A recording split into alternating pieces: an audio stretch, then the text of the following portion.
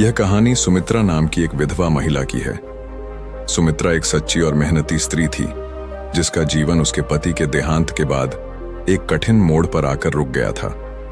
वह अपनी पूरी जिंदगी अपने परिवार के लिए काम करते हुए बिताती थी, लेकिन जब रात होती और सन्नाटा उसके आसपास घेर लेता तो उसके भीतर एक अनकही तृष्णा जाग उठती।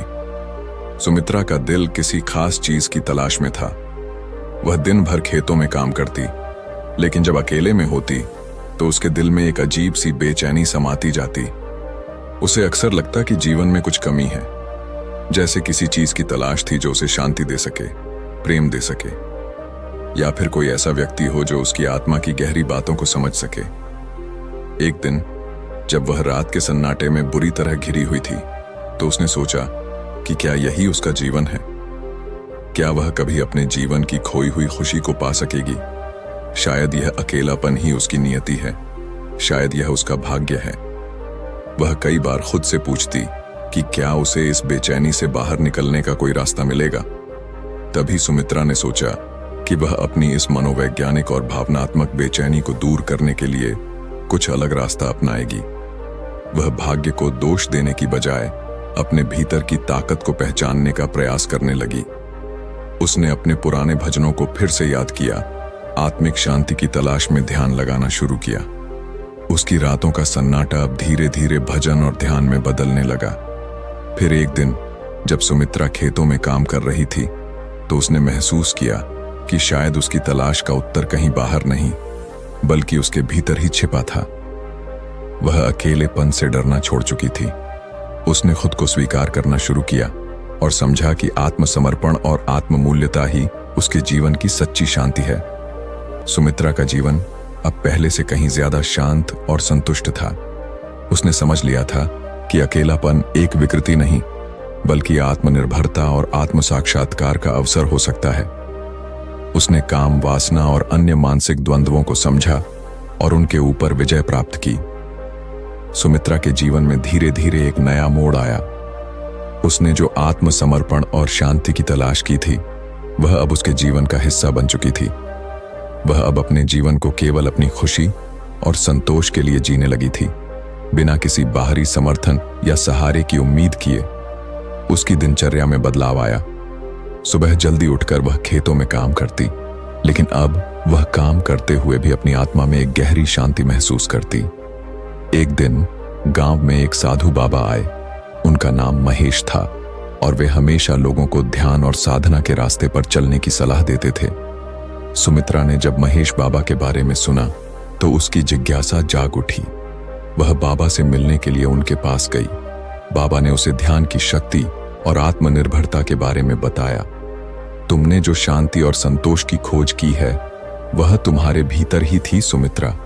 तुमने खुद को जान लिया है और यही सबसे बड़ी साधना है, बाबा ने कहा।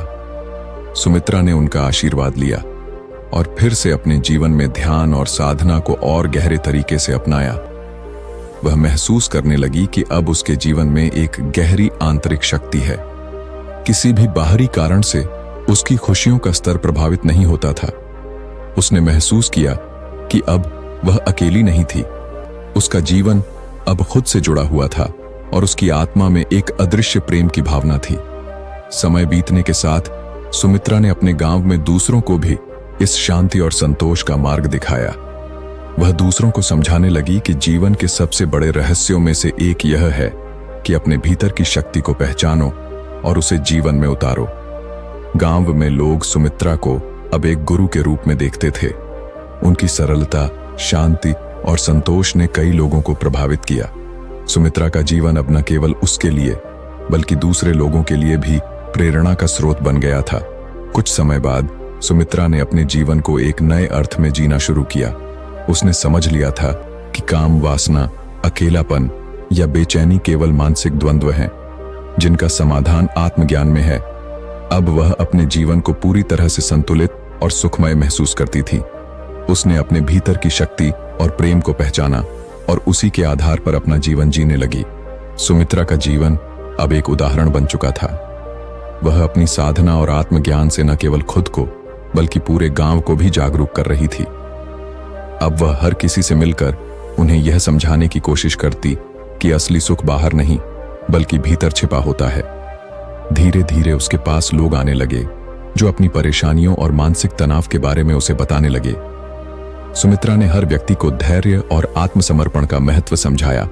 एक दिन गांव में एक युवा लड़की आई जिसका नाम मीरा था। मीरा की आंखों में गहरे अवसाद का संकेत था।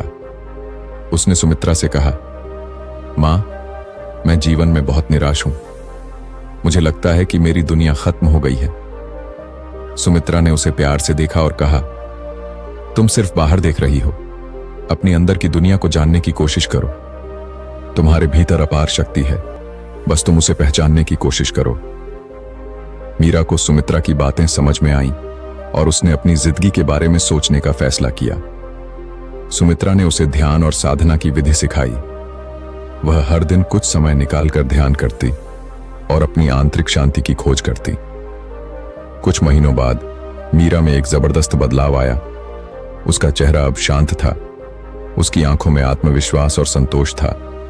सुमित्रा की साधना की शक्ति अब केवल एक व्यक्ति तक सीमित नहीं रही थी, बल्कि वह पूरे गांव में फैल गई थी। लोग उसकी बातों को समझने लगे थे। अब सुमित्रा के पास बहुत से लोग आते थे जो अपनी मानसिक शांति की तलाश में थे। वह उन्हें न केवल ध्यान बल्कि आत्मस्वीकृति और आत्मसमर्पण की शक्ति भी सिखाती।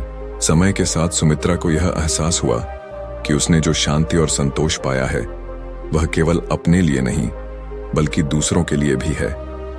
उसकी जिंदगी का उद्देश्य अब सिर्फ खुद को शांति देना नहीं था, बल्कि हर उस व्यक्ति को मदद करना था जो अपने जीवन में दुख और पीड़ा से जूझ रहा था। एक दिन सुमित्रा ने गांव के किनारे एक छोटी सी आश्रम बनाने का फैसला किया, जहां वह ध्यान, साधना और आत्मज्ञान की विधि सिखा सकती थी। यह आश्रम अब एक शांति का केंद्र बन चुका था, जहां लोग आते और अपनी आत्मा को शांति और संतुलन प्रदान करने का प्रयास करते थे। सुमित्रा की यात्रा अब पूरी तरह से बदल चुकी थी। उसने अपनी अकेलेपन को एक ताकत में बदल दिया और अब उसका जीवन दूसरों के लिए प्रेरणा का स्रोत बन गया था। उसकी कहानी यह सिखाती थी कि जब हम अपनी आत्मा से जुड़े होते हैं तो कोई भी दुख या समस्या हमें हरा नहीं सकती। उसकी सच्ची विजय यही थी कि उसने अपनी आत्मा को पहचाना और उसे बाहरी दुनिया से ऊपर रखा।